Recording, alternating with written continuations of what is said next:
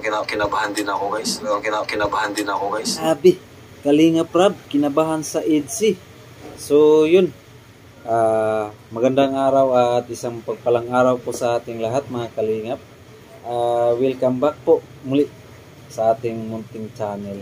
It's me, Kalingap TV, at marami pong salamat sa lahat po na nagtitiwala po sa atin, at lalong-lalo na pasalamatan po natin yung ating mga kasamahang reactor dyan, at sa Kalingap Solid Supporters Reactors. Yan.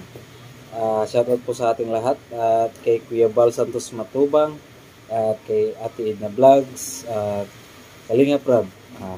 Sana po ay suportahan po natin silang lahat mga Kalingap. So yun na nga mga Kalingap, at nakaka-excite po ito at kung bakit si Kalingap Prab ay kinabahan po siya para sa EDSI.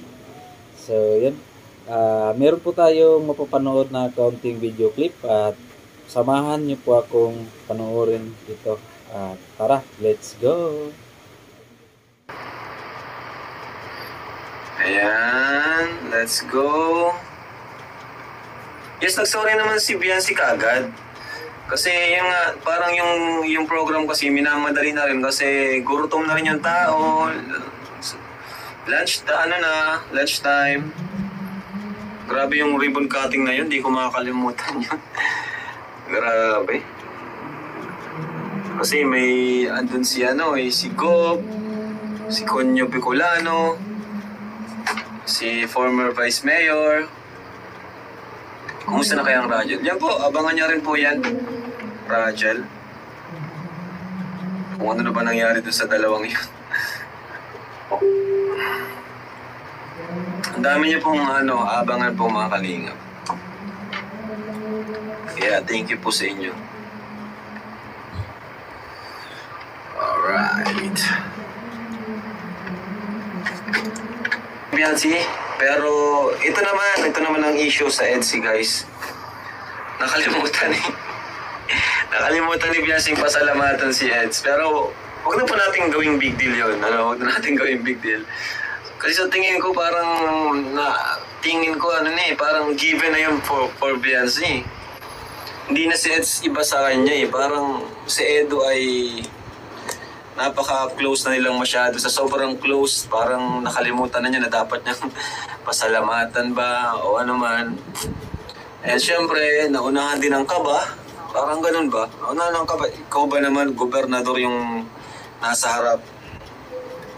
No? Si Gob yung nandyan sa harap mo habang sasalita. Ako nga, pangit rin ang pagkasalita ako dun. Talagang kinabahan din ako guys. So, yun. Pero ano lang naman yun. Huwag na po nating huwag tayo magalit kay Biancy. Biancy ay 17 years old pa lang. 18 pa lang yan ngayon. Bata pa po. Matututo din pa. Ano pa yan? Kumbaga ay there's always room for improvement. No? Magalit kayo kung 25 years old na pataas, pa rin. Maintindihan ko. Pero yung ganyan sa edad ni Biancy, there's always room for improvement talaga. And si Edo is, hindi na ibang tingin niya, kaya siguro feeling niya, di na niya parang, ewan ko, parang ganun yung ko dun pakiramdam ko dun, na sobrang close na nila, nakalimutan na niyang kasalamatan. Na feeling ko si Eds ay alam na niya kasi na parang ramdam na niya yung mga, kahit di pa sinasabi ni Biancy, ramdam na ni Eds lahat. Pero ramdam ko rin yung kalungkutan na ito. Si Eds talaga guys, maramdaman mo si Eds pag pag malungkot, saka masaya. Ramdam mo kay Eds. So ayun na nga, at yun pala yung dahilan mga Kalingap kaya kinabahan si Kalingap Prab sa EDSI, no? So, kahit naman siya ay kabado rin dahil sa bisita sa ribbon cutting ng EDSI. Grabe. Hindi basta-basta mga Kalingap. At bakit?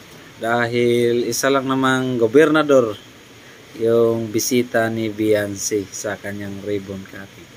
So, si Biancy ay sobrang napakapalad na beneficiary at masasabi nating successful talaga. Dahil hindi lang basta naging scholar at yung naging ambassadress. Yun. At